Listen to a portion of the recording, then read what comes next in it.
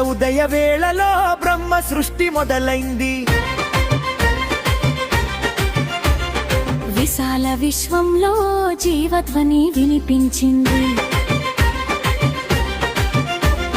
కాలచక్రం విరిగి కొత్త మార్గం చూపింది. ఉగాది దినమే కొత్త ఆశల పునాది. వేదాలు దొంగిలించిన సోమకుని సంహరించి మత్స్య రూపమై విష్ణువు జగమున రక్షించి బ్రహ్మకు వేదాలు ఇచ్చిన శుభవేళలో ఆనంద ఘడియగా ఉగాది పుట్టింది.